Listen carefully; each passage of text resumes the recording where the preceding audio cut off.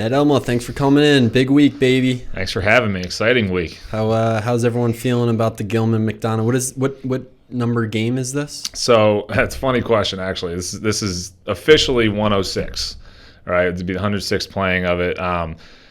We actually, my senior year, we played McDonogh twice, right? So unofficially, right? It's 107 in my book, but we won both those games. So I think McDonogh don't like to count that one.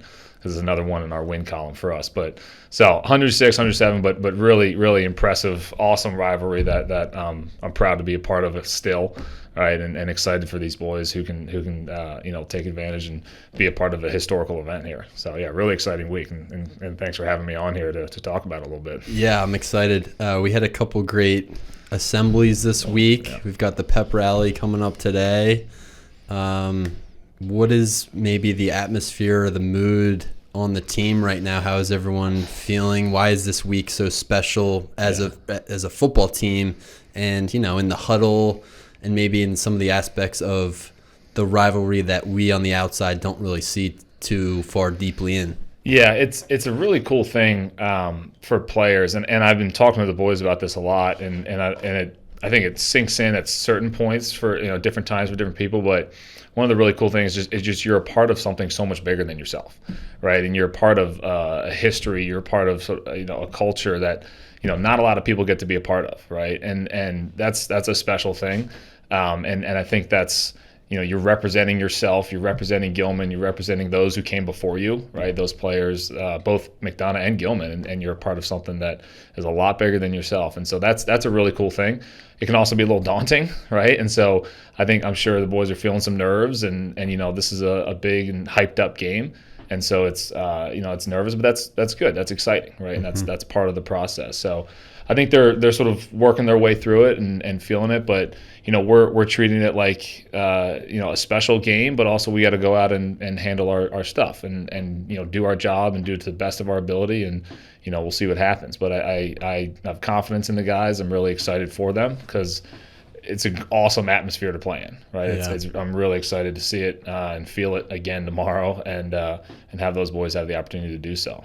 I was talking to a few of the football players in my classes, and I told them, or I've been thinking about at this point in the season when it's the last game and it's the rivalry, and there's so many people out there and there's a lot of noise, it's almost all about motivation at this point. And the X's and O's, they're important, but when you get out on the field, it's really who wants it more, who's more excited, who's hungrier. And that's the thing is these games are anything can happen, right? Crazy things have happened in these games. There's been big plays back and forth throughout sort of the history of the game. Everyone sort of has that Gilman McDonogh story, because that's another thing I tell the boys is crazy stuff happens, right? And so you got to be ready for that, right? You can go one way or the other, but I think you're right. It's about staying motivated. We've worked a long time, right? Some of these guys have been working since June to this moment, and that's a lot of work and a lot of things that sort of culminate all together in one game. And again, that can be overwhelming, but so you sort of fall back on we're just playing, right? We're going to play, we're going to do our best, and the X's and O's are great, but we just got to show that effort and enjoy being there, right? And enjoying it is really an important part because it goes by quick, right? And so you want to take advantage of the moment. Yeah, I remember playing football, and so much of football is hot days. You're in your pads, you're sweating, you're grinding. I saw some guys yesterday still hitting the sled. Yeah. A lot of it's not really that fun. You've got practices that are crappy weather, cold weather, hot weather. Yeah. This game is what you do it all for, right? Exactly. Yeah. This is the fun part, right? Yeah. The practice is not supposed to be fun, really. It's supposed to be harder than the games are, right? Practice, if you're doing it right, and it's not always fun. Yeah, you go from you go from really, really hot and heat and heat conditioning to even now when it's pretty chilly, right? And so a lot you're dealing with, and it all culminates in a really special event that yeah, not everyone sees the hard work that these guys have put in, and very few people actually see the hard work these guys put in fully. And they have worked really hard, and they deserve the accolades that they get, and because they're putting in the effort. So with this new coaching regime, I talked to Coach Joe Lozana a little bit about this, but what have been the major changes within the culture of Gilman football this past year? Yeah, it's interesting. Coach Fanzel has done a fantastic job, right? Within a short amount of time, coming into a really historic program, right? That's not easy. Where there's a lot of history to it. There's a lot of set culture, right? And a lot of expectations, and he's done a great job of dedicating himself to learning that culture, as well as how he can best help promote it and guide it in a great direction. So again, within a short amount of time, 1 year, he's done a great job of adapting to that, and I think really helping the boys to that earlier point of understanding that they're a part of something bigger than themselves, right? They're part of a Gilman football, Gilman McDonogh game, or throughout the entire season, they're a part of something much bigger than themselves, and they're working towards continuing and building on that legacy. And again, he's done a great job with that, and a lot of the other coaches, like Coach Lozana and all them, have really been helpful towards that. What do you talk about maybe as a group to help the players, the students realize that this game has larger reverberations in the history and the traditions of Gilman football? Because, you're in high school, you're thinking almost in a linear path. I've got a game on Saturday. I know it's a big deal. I know a lot of people will be out there, but sometimes you don't really fully understand the bigger picture. How do you, as a staff, as coaches, help them see? You don't want to make too big of a deal of it, right? Because it's just another game. But how do you help them see, I guess, the larger meaning of the game? Yeah, it's a balance, definitely. Working with guys that I think some guys have come through maybe the lower school, the middle school, and heard about this game. They've seen the pep rallies. They've sort of it's built up in their minds. And then some kids have come in even just in high school for a couple of years, have definitely heard about it. It's a lot talked about a lot by the coaches and alums that come back and talk to them. So they get a sense of it pretty well just by the nature of, how people talk about it and how they reference it in such a, important way. And then, it's a lot of, yes, this is big. Yes, this is a big moment, but we still have to do our job. And for my linebackers, right, I have a great group of guys that I've been working with this year, really proud of the work they've put in. They've progressed, they've stepped up in different roles and have done a great job. And so I try to just encourage them to, just keep playing, right? Fall back on your training, right? We've worked hard to get to the point where we are now, and you can always rely on that, right? You guys have put in a lot of work. You can rely on that confidence that you've built up over these past sort of 9 games so far. And so that's hopefully a comfort in there. And when it gets a little bit like overwhelming at times, and it can, you can fall back on that sort of training. And those guys, they've shown a really good sort of resilience and a fight to them in a lot of these games so far. And I'm confident they'll do the same tomorrow. Yeah. I mean, it's so exciting. There's a lot of noise, obviously, and there's the big pep rally today. Yeah. And, we had Darius Jennings talk to us at assembling, which was awesome. My former teammate. Oh, yeah? Yeah. You guys played together? Yeah, he was a quarterback. My first year on varsity, he was there. He played with my brother, and then I got on varsity my sophomore year, and he was a QB. What class was he? Was he 20? So he would have been 10, I believe. Yeah, 10. And then awesome guy, right? Awesome athlete on the field, but then just an awesome guy off the field too. And really, it was great having him back and having him give that message of the importance of the game to this whole student body. And that's another thing is it's not just the players, right? It's a community. It's the student body that gets involved, which is another really special thing about it. I love seeing all the other students excited about this. Love seeing them at the pep rally. Love seeing them at the game. So I'm excited for everybody, really.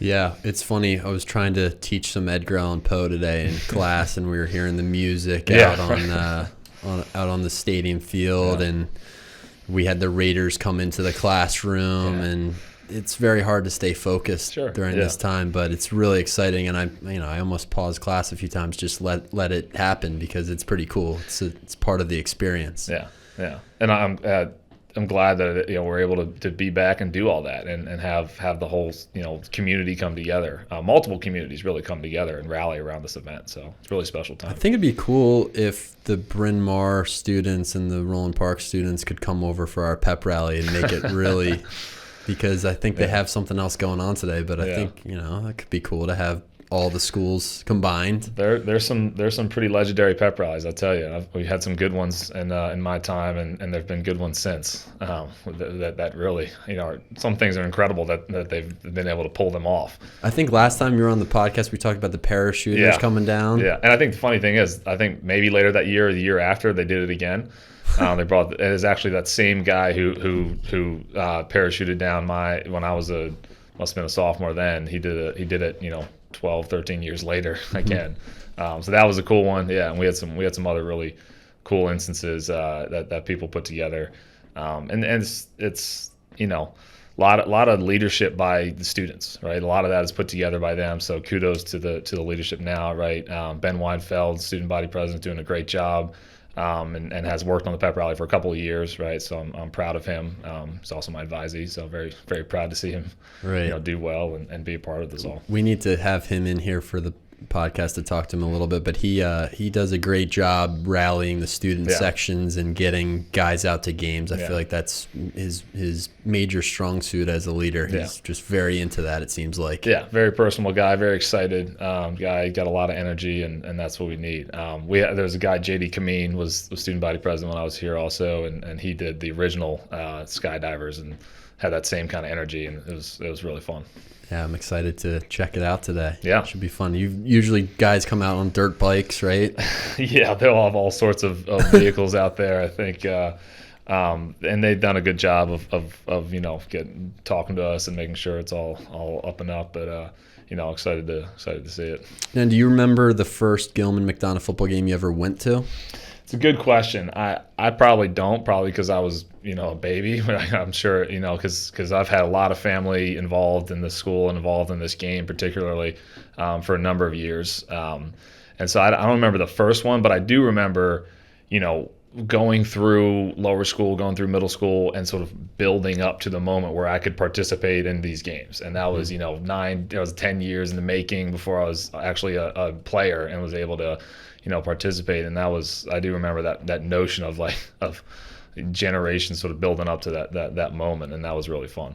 Any specific memorable instances in the 4 years that you played in the game, like certain moments that were unexpected or just like amazing memories for you?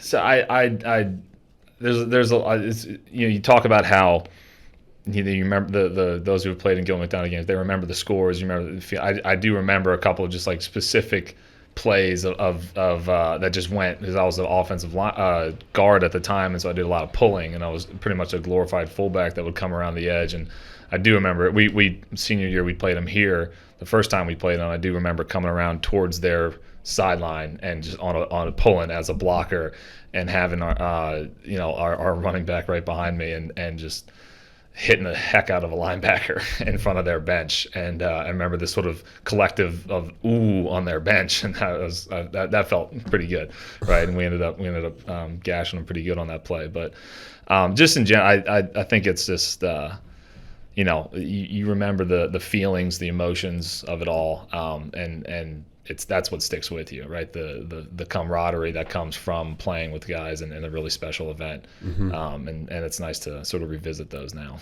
Yeah, it's crazy how you can remember a feeling, know. Yeah. It's I'm thinking back to when I played growing up football. I didn't play in high school, but I played Pop Warner football growing up, and I was on this really special team in 5th grade. Mm-hmm. We made it to the Pop Warner Super Bowl down in Disney World.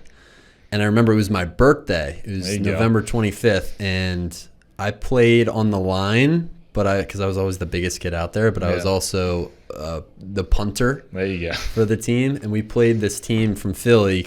My team was the Conestoga Generals, and played this team from Philadelphia, inner city, called the North Philly Aztecs. Yeah. And they were really, really good. And we needed to win this game to go to Disney World. And I remember I was on the line. I had these weird warts on my thumb. Yeah. I don't know. It was just like a fungus or something on my thumb. And this guy stepped on with his cleat my thumb, so my hand was bleeding. Yeah. Like I was bleeding out, and I had to do the punt. I had to catch the punt in the next play. So I was freaking out, and we ran a fake punt. There you go. Because we were down and we needed a touchdown. And I played with this guy who was amazing, a youth athlete, Joey Carlini. He ended up playing lacrosse at Hopkins later on, but just one of the best athletes when we were kids. So I had to do the fake punt with a bloody wart thumb. And I think I closed my eyes. I chucked it up. And it was like the most glorified moment in my athletic career that I hit Carlini for a touchdown against the Philly Aztecs on my birthday. It was like my best birthday ever. That's awesome. You relive them. You relive those plays over and over again. Yeah, but you could still remember I remember what it feels like to freak out when I got stepped on, and then the next play making that pass. It was just that's what it's all about. Yeah. No, it is, and I give a lot of credit to the coaches too that I've had that sort of help nurture that atmosphere. It's funny. I think you've had Coach Guline on here. He was my offensive line coach, and did just an incredible job of, like he does in teaching, of finding the ways that we best worked and could best contribute to the team, and therefore we felt really confident in our abilities. Right. So I remember like feelings of just being so confident in the team. Right, so confident in our abilities, what we were going to do. We walked on that field knowing that we were going to do pretty darn well because of our preparation, because of the way we worked out of the limelight, right, on the practice field. And I give a lot of credit to those coaches that created that atmosphere where we were able to be successful because, man, we really, when we were rolling, we were rolling. It was really fun. Yeah, one of my coaches used to say, approach games with confidence but not arrogance. Yeah, and absolutely. It was interesting. I was just trying to make this real because I have a couple football players in my class that I just taught, and we read a story by Edgar Allan Poe called The Cask of Amontillado, which is all about pride and I think the border of arrogance. Yeah. So I was trying to use the example of you want to approach a game with as much confidence as possible. You should feel good about yourself. You should feel good about your preparation. But as soon as that kind of goes into the territory of arrogance, where you think it's just going to be handed to you, or you're just going to have to show up and you'll get it done, that's when you're blinded by the unexpected. Yeah. Oh, and I absolutely. And I went into those games confident but nervous as all get out. I mean, I used to get very nervous before games, and just I wanted to do my job well. I wanted to do it not necessarily for me, but for the guy next to me, right? Because I knew he was going to be going as hard as he absolutely could, and so I needed to do the same. And so that, absolutely, you need that. You need that little nervousness, and that's a good thing. A lot of coaches say that's a good thing before a game. Yeah, that pregame nerves, those. It heightens your senses. It gets you excited. I mean, it keeps you a little bit on that edge where you're ready to make plays. But finding that balance is tough, right? That balance of confidence and nerves is not an easy thing to get to. But when you do, you can have some really special teams and really special players. And it's okay to acknowledge that and admit that and be nervous, and that's part of it, right? And use that to your advantage, I think, is the message. Yeah, I used to have a friend on my Pop Warner team. He used to throw up before every game because he was so nervous. But he was we called him Baby Freak because he was like Javon Curse out there. He was a beast. Yeah. But you've got to be a little nervous before the games because that means you value it. Right. It matters to you. Exactly. You care, right? And that's part of it. You got to care, and especially with going back to this special game, right? You gotta really feel that caring feeling, and that nerves are just probably a little heightened on these types of games because this is big time, and it means a lot to a lot of people, and that's okay. That's good. Mm-hmm. Well, we're excited for you. We're excited for the pep rally today. Should be a special couple of days here. So good luck. Thank you. I appreciate it. Happy to be here and excited for the guys. Yeah. What has this year been like entering a new position as an assistant athletic director? What has it been like leaving behind some of your classes? I know you're still teaching a little bit, but just kind of shifting your schedule and your role at Gilman. Yeah, it's been a fun year so far. I mean, been working to find that balance between being in the classroom, being in sort of the athletic realm. It's been a great opportunity, great advantage to work with some great people. I've really enjoyed learning a new side of the school, right? Where I spent a lot of time here as a student, a lot of time as an athlete, and then came back and was teaching and felt good about learning and still do continue to learn that role. And it's been fun to learn this other element of things that are going on behind the scenes and how everything sort of really gets put together. And as best I can help contribute to that. So it's been a great learning experience. Been busy, right? Been bouncing back and forth. I'm glad to still be teaching. I think it's important to keep that foot in the classroom. It's great to get to know the kids. I teach some from freshman classes, so it's good to get to know those guys that are coming into the upper school. And I will teach some sophomores in the second semester, so it's nice to revisit with them. And that creates a relationship that I can then sort of work with them throughout their time in high school. So I think that's a huge advantage. And then going further with the assistant athletic director stuff, it's been nice to work on the adult side of the school as well, right? A lot of kid facing jobs that I've had in the past couple of years. Now it's some adult facing stuff, which has been a nice step for me to take and learn how to deal with all that and work with some great people there. So it's been fun. So what occupies most of your time as an assistant AD? What kinds of things are you working on a day-to-day basis? Yeah, so I'm in charge of upper school intramurals, right? So that program, I work, making sure getting everyone signed up, getting the coaches what they need to do, and getting that really in the beginning, getting that off and running, and then having anything that pops up there. So, and I take pride in that because I think it's a huge portion of our student athlete program, right? Even if our guys aren't playing interscholastic sports, they're playing intramurals, and I think that's a great advantage that we have here. And those teachers that are coaching that, right? Our teacher-coach model is extremely important. So I work with that a lot. Also work with lower school PE and facilitating that, and we have some awesome instructors there who they'll probably be upset with me saying this, but taught me PE when I was in lower school. Some of them, not all, but Coach Tony Jordan was there, and it's nice to revisit and work with them again. And so that's part of it too. And then, various things, just, keeping with the facility. We did a lot of work with getting the new weight room up and running this summer, which really happy, really proud of, and excited to say that's been great. And we've been using that a lot, and a lot of teams and the student body and alumni and teachers and everyone's been using that. So that's been fun to work on and improve our facilities. And also just sort of further as an advocate for and a guide sort of to coaches, right, and help them as needed, work with students, work with other coaches and other administrators. So it's a lot of sort of nuance in the role, but it's nice. I enjoy being able to bounce around and work with all sorts of people. To the point of the younger students, the lower school guys that you always see around campus running around and being active, I'm just an outsider just looking at that and watching them as I walk around campus. And I wonder how we figured out, and this is probably an obvious answer, but I wonder how we figured out that that's so good for young boys to they just do laps. You just watch them do laps around campus and do sprints, and Coach Jordan's out there, and a couple other lower school faculty are out there just running these guys, and they have so much energy that it's so important.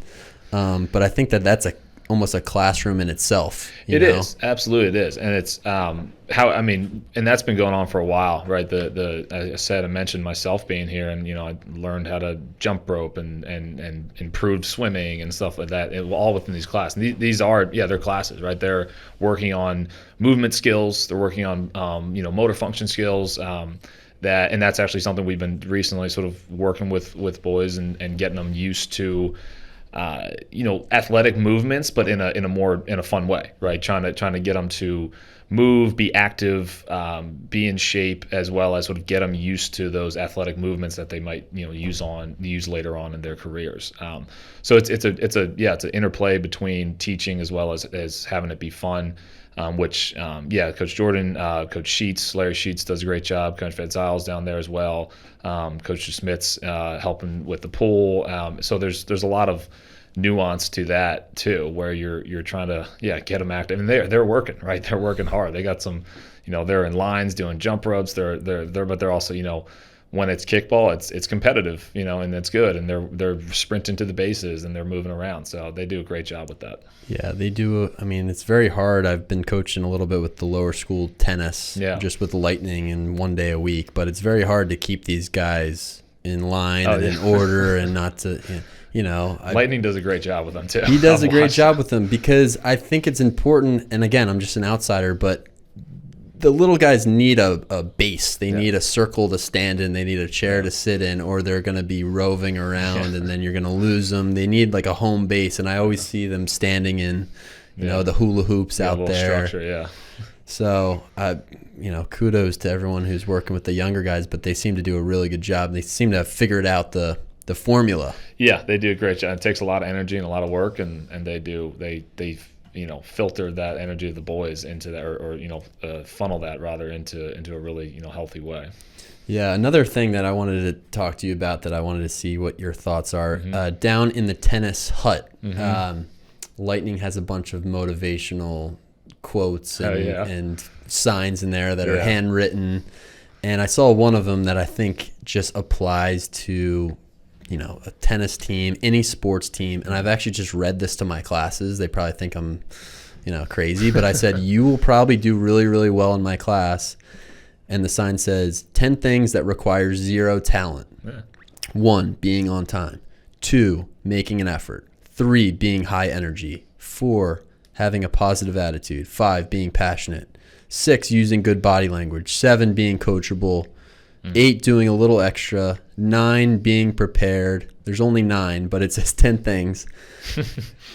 Those are just they seem so easy, but I think if you have these things, be on time, make an effort, have high energy, be passionate about what you do, body language in the classroom, just sitting up basically and making eye contact. Yeah. Be coachable, know that your coaches and your teachers are just trying to help you out. It's nothing personal. They're trying to give you good feedback. Do one more, do a little extra, come to class prepared. You'll probably get an A in every class you take. Yeah. Really. Yeah. Yeah. Class, field, court, it really applies well. And it's another thing I'm really proud of being a part of the athletic part. A lot of our coaches have those similar messages, right? It's not, we're not preaching too much about the talent. It's about those little things, right? I always had a great phrase that was sort of, as I was growing up, my family told me, particularly my mother, said you can control 2 things, right? Your effort and your attitude. And a lot of other stuff is going to go on, but if you can control those 2 things in a positive direction, you're going to do pretty well. And that is like that, right? Just they're not solely based on talent. There's things that you can do. It's effort, and it's how the attitude that you bring to it. So I like that a lot. And again, our coaches do a good job of sending that message to the boys. It's interesting how the formula for success it's so easy. It's so simple. It seems like this is something you just tell to the little guys, but it applies to everyone. It's so easy, but it's very hard. It's hard. It's hard for me to be on time places. Sometimes I'm running late. It's hard for me to be high energy every day, but they're hard, but they're simple. They're just like a children's book guide to success right there. Yeah, and it's funny, it's you have the motivational posters up there, and sometimes that's what it needs. You just need that little checklist to keep reminding you. I think it's small steps, right? You take these huge, massive leaps, and it's going to be really hard to try to get everything you want out of that, but just the small steps, one more thing. And I say this to my advisees, to my students, right? You might and I ask them, so what other work do you have going on, in other classes? And I try to get a gauge of where they are. And then, that's the first couple of minutes of class and sort of seeing what's going on in their lives. And then we sort of talk, maybe, all right, this is a step we can take. And generally they're going through the same thing, right? Or similar things in different classes. And then it sort of opens up a conversation that they're talking between each other, being like, well, this is how I deal with it, or this is the small things we can do. And I just encourage, right? Small steps, you take one bite at a time, and you can accomplish some big things. So yeah, I totally agree. It's daunting, but it's possible. It takes some discipline. Right? Yeah, for sure. And I think the reminder is a good idea. I mean, even if you spent the first 2 minutes of class just reviewing that list. Yeah. I always think that in class, and this is probably true about practices too, setting the intention right before. Yeah. I did that with my classes today, and they both went really, really well. And they were actually not that distracted by the music outside and the I think the intention is really important in setting the tone. Yeah, and in a time where there's so much stuff flying around, and you think you got to handle all this stuff all at once. I think you say, this is what we're trying to get done, right? If we can get this done in this class, so to speak, or this practice and this in this study time period if I can get this done, I can call that a success. And that's another thing I think is hugely important that our boys are working through, and try to encourage guys. And I, work out it myself. I have, little note cards that I write to myself, like if I can get this list done today or this time period, I'm gonna call that a success. And there's plenty of other things I could be doing, but I got to give myself a little credit for what I do get done.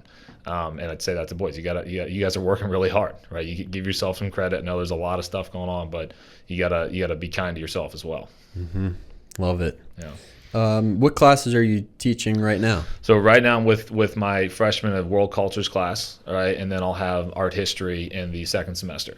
All right, so I have a couple of sections of world cultures where it's really fun. It's like a global history class. We get to bounce around the world a lot and deal with different regions of the world and talk about their climate, their histories, their cultures, and sort of with the goal of one, building study skills, research skills, note-taking skills for freshmen that can then use that throughout their career. So it's a skill-based class, and then two, really having them approach the world and with a broad mind and see that there's a lot of different areas around the world with a lot of fascinating things going on that they can dive into and learn about, and it's cool to see that process occur.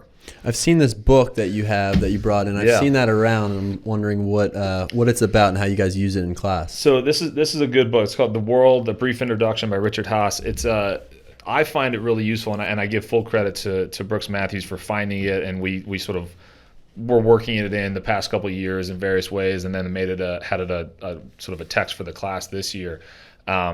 And it's a cool book because what it does, it's kind of a political science approach to it. It breaks the world down similarly as we do in regions, but it's a very approachable way of doing it. I think in a way, political science can be kind of daunting and a little bit intimidating, but he does it in a way that I think is approachable, right? In a way that I think that our students can sort of read and be like, that makes sense, right? And not sort of be overwhelmed by it. So again, it's a useful book. I find it just interesting to read in general, right? I know a couple other teachers have picked it up and started reading it. It sort of is a logical way of looking at the world in a way, and it's based on some of his experience, but also just in general, sort of this is the way things happen, the way things occur. And I think it's a good way for our boys to approach this, and it's sort of a supplement to a lot of what we talk about in class. Mm-hmm. So that's a good one we use. But I encourage the boys to read on their own and read for fun as well. Mm-hmm. It's hard to do. It can be, it can be, yeah. And I have run into that myself, and I'm a big audiobooks guy, so big Audible. Sometimes it helps with the audiobook as you're reading. I mean, it's not the best, but I don't really knock that down too much because at least you're looking at the text and it's almost like a 3D experience in some ways. Yeah, so I use that a lot in my school career, having dyslexia and coming through Gilman. It was tough because it's fast paced, it's competitive, there's a lot of reading, a lot you got to do. So you have to find ways to get an advantage. So I worked, and this was before Audible, this was before a lot of those online services that offer. You had to send in for CDs and all sorts of stuff to try to get the books to read to you. And credit to my mother, she gave me the confidence to really advocate for myself and talk to teachers and be like, this is what I'm working through, and this is something that would be helpful for me.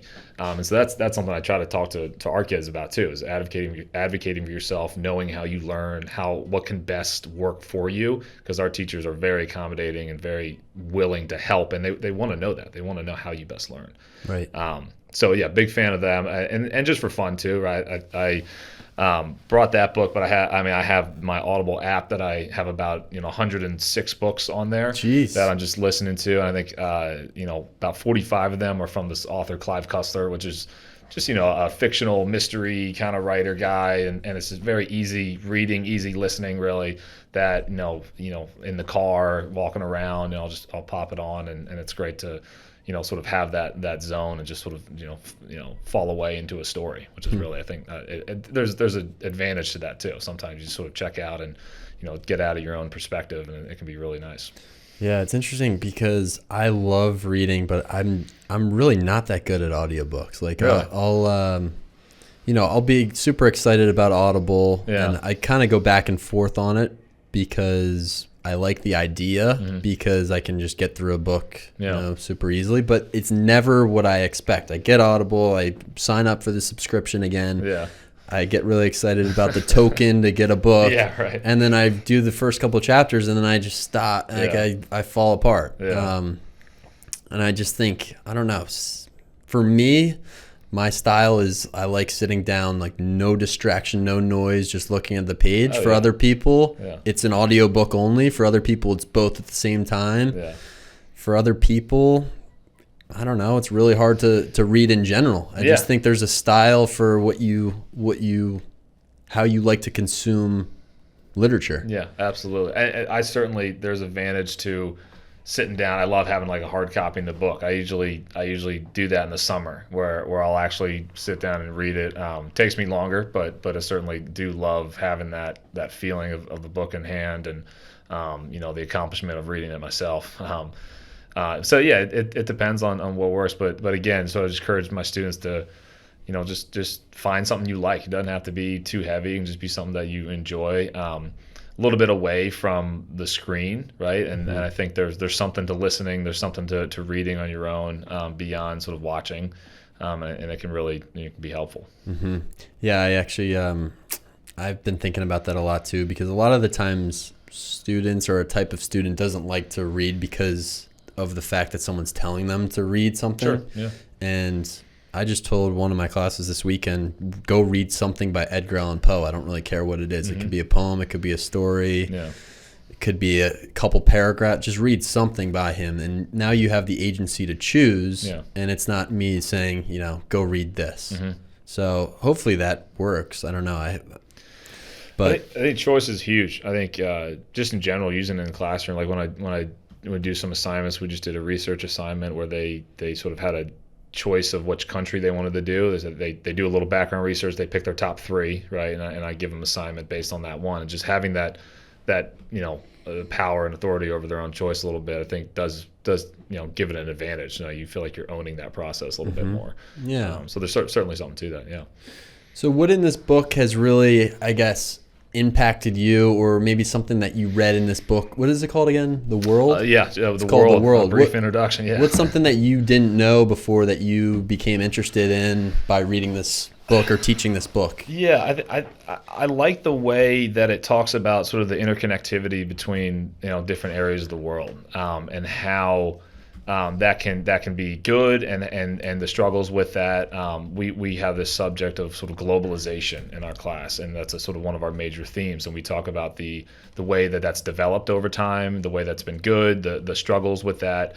And I think this does a good job of expanding upon that. And so that's helped me explain that in a way that I think is a little more relatable to students. I was a poli-sci guy in college, and so and actually took a course, intro to the political science course, just titled "How the World Works," and that actually got me started on my major of political science, and it's just sort of the functionality of it, it sort of made sense to me. It was like this is interesting because it's it's happening around you, right? I like to sort of break things down for the boys, like this is real world stuff. This is stuff that's happening around you. It's not sort of too theoretical, but it's something you can see, and it's happening right out there. So I think it gives them a method to digest that, and it gives them a little bit of power to say, okay, I've seen this before, and I can then either make an opinion about it or react to it in a way that's healthy for them. So that's supposed to help me sort of do that, sort of bridge that gap between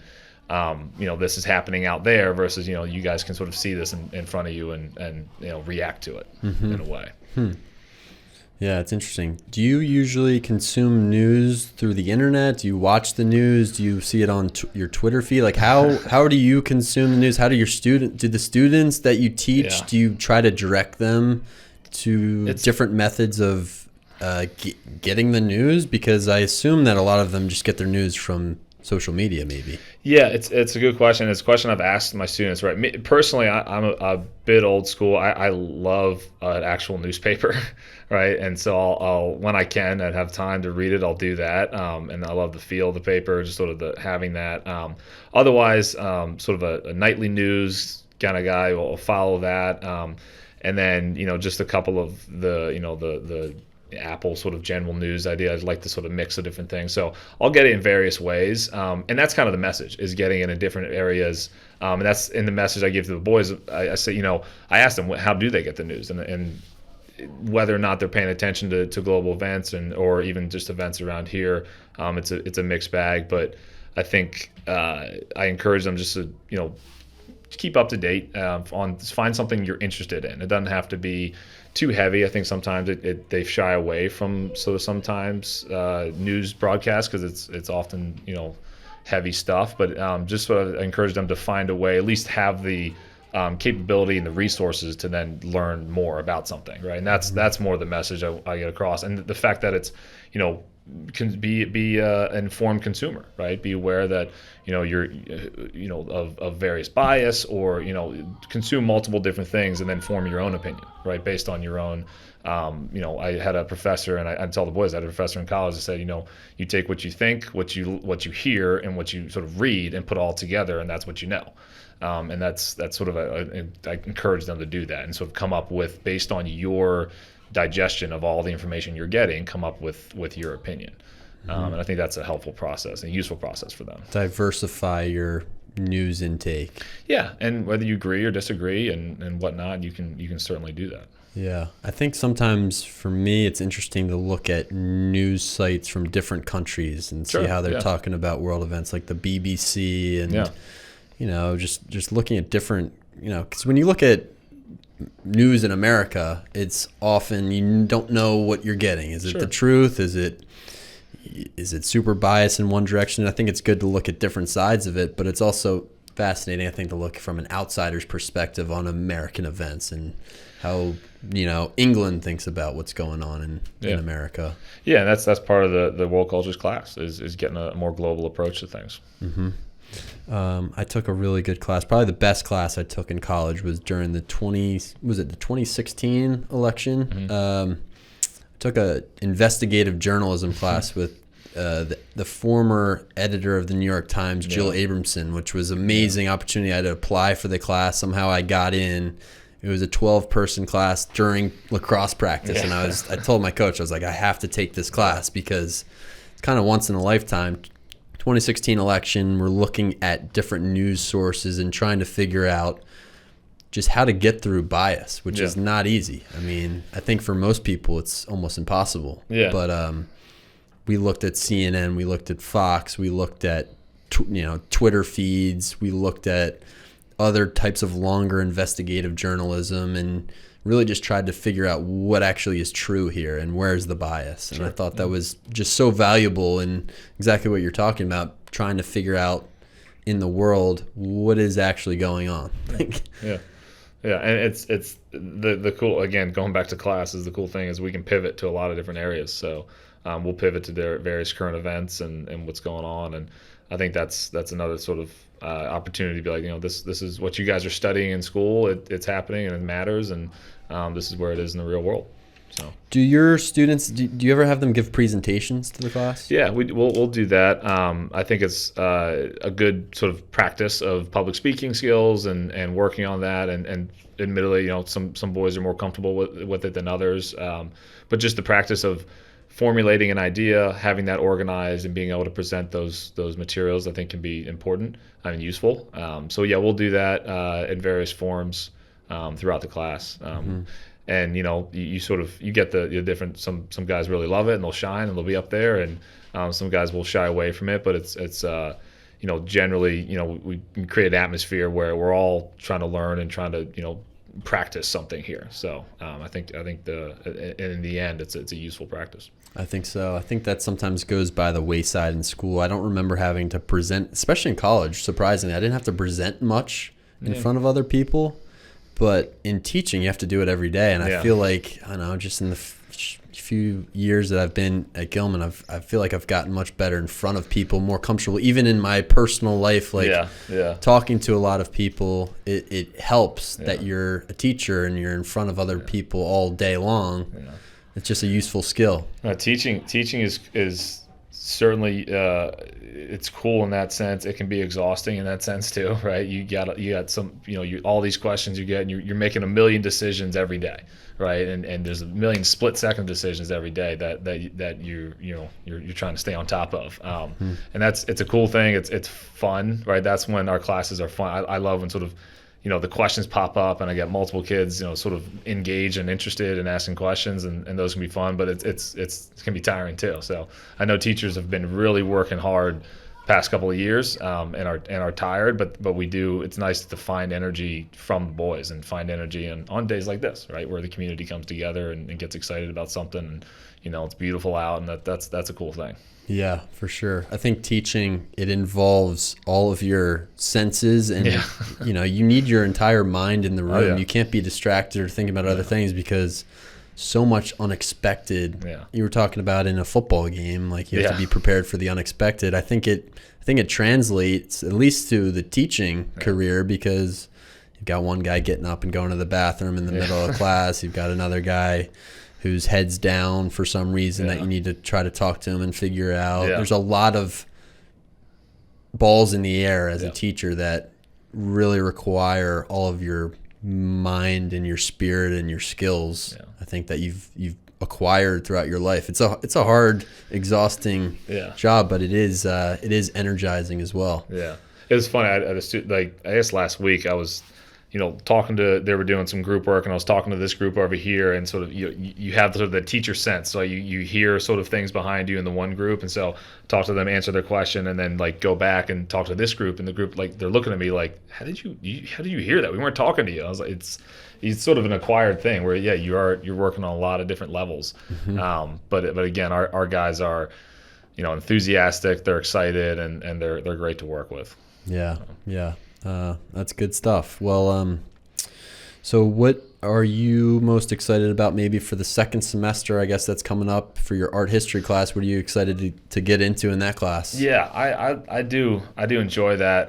That was I sort of fell into that in college, right? I had the art history classes as sort of a requirement for everyone to do, and then I stuck with it. Really had a fantastic professor that really kept me coming back, and all of a sudden was like, oh, I minor in it, so I ended up doing that.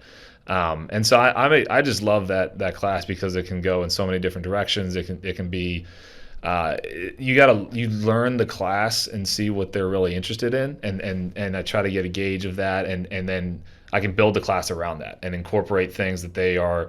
I canvas them in the beginning, being depending on their comfort level with art. And the cool thing about that class is it's not only just staring at paintings, right? We do that, but we also look at architecture. We look at the way that the world is and why art looks the way it does during that time period. So you get into some cool historical narratives, as well as sort of the culture, and it's a great peek and sort of view into that time period and into the mind of either a person, a civilization, in general. So it's a fun class. It's dynamic in that way. Mm-hmm. So that's, and where in a subject where it might not sound like it, right? You think art history is sort of very standard and the way it is, but it is, if you do it right, it can be pretty dynamic and engaging. So looking forward to that. Were there certain artists that when you first started taking art history courses in college that really attracted you, that made you want to continue your studies in art history? Yeah, so I was sort of focused in the area of Mesopotamia and then Greek and Rome. I had the professor I spoke about was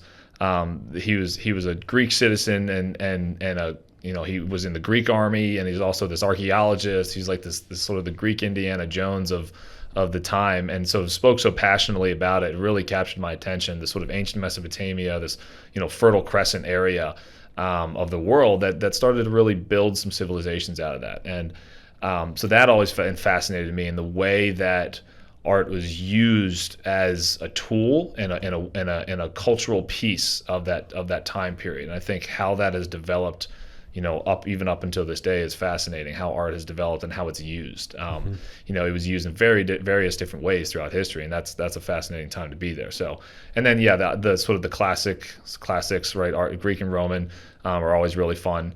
But sort of how we got there, I think, is a good, nice journey to go on. But yeah, that ancient Mesopotamia time period really excites me. Is most of that art pottery, or what kind of art was that? So you're working with all sorts of things. You're working with sort of early temple pyramid temple building, right? Called ziggurats, right? So there's sort of step pyramids that you're working with, which is sort of a less heard of sort of pyramid structure, and it's just a matter of those were sort of central to civilization building, and you're dealing with some of these early civilizations, right? You have Ur and Uruk, which eventually sort of turn into Iraq and these major countries and major cities that are modern day. So there's a huge amount of cultural heritage there that is built around these artistic pieces. So you're dealing with large scale to some of the smaller, and writing was considered art, right? This sort of cuneiform writing tablets that we're finding and discovering this region that are considered art because there was not prolific writing. There was very specific scribes who were able to do it, and so it was a real rare talent. So that's I think a fascinating its connection to the way that the civilization is built. Is really cool. I wonder why pyramids were the structure or the form that they decided upon. So yeah, there's various theories, and there's stuff that goes towards, a lot of it is sort of reaching up towards a religious practice, reaching up towards gods, and there is you're dealing with polytheism, multiple different gods at the time, so gods of the earth, of the sun, of water, and so various different reasons for that, but I think oftentimes that's a common idea. But it is a fascinating structure, fascinating sort of way of building, and the kids love, when we get into Egypt, and that's always, the pyramid is always one they recognize, and that's a fun sort of topic to walk through, right? And really getting the perspective of how really big they are, how unique they are, and you get all sorts of theories from the boys, but it's fun to walk through. Well, it's interesting that we today think we're so advanced with our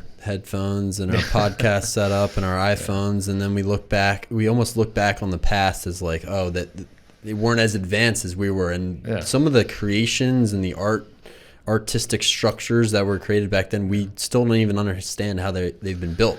Yeah, and I think the advancements of how advanced this civilization is, right, and the connections that are made, and that there was trade, and that there was the trading of ideas, and how all that was going on at the same time, right? Yeah, it's the misconception of less advanced, but it's different. It's a different time period, but really amazing stuff is going on, and that's a fun sort of walk to take with the boys, and getting to that point of realizing like, oh, there's a lot more to this than just sort of something that's really old.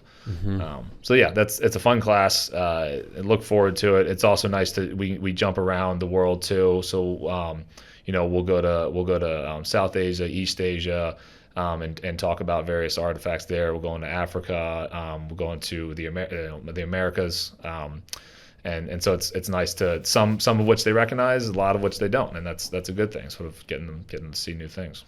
So I have a proposal for you. I think both of your classes are just incredibly fascinating. If I wasn't teaching English, I'd love to sit in on your classes. But I think you should, if you're not, you're probably way too busy with all the other things you do on campus. But you should definitely lead a trip somewhere with art history and world cultures. Yeah. You pretty much go anywhere in the world. Yeah. Where do you think, if you were to lead a trip, where you might take 20 students? It's a good question. I mean, there's a lot of areas you can do it. I think the fun thing to do would be to go and sort of map that connectivity that you start to see. So starting in some of the more sort of ancient areas, and then following how that from the Fertile Crescent all the way into sort of Greek, and then that spread to Italy and Rome, and it would be fun to do that. But you can go in a million different directions. You can follow the Silk Road. You can go to the Great Wall of China and see how there's actually sort of two versions of the Great Wall of China, and there's one built on top of another, and so there's a lot of ways you can go. It'd be hard for me to pick. Well, once you decide if you want to go, I'll sign up as your chaperone. I'll help you plan it, because Cesare I'm sure he'd like to come too. That's a deal. It'd be fun. All right, Coach Emala, well, we'll let you get on to whatever you need to do to prepare for the McDonogh game tomorrow, but thank you very much for coming in today. We're rooting for Gilman. Go Hounds. Cesare, thanks for coming in, and appreciate it. Good luck. Thanks for having me. Yeah, thank you guys, and go Hounds. Go Hounds.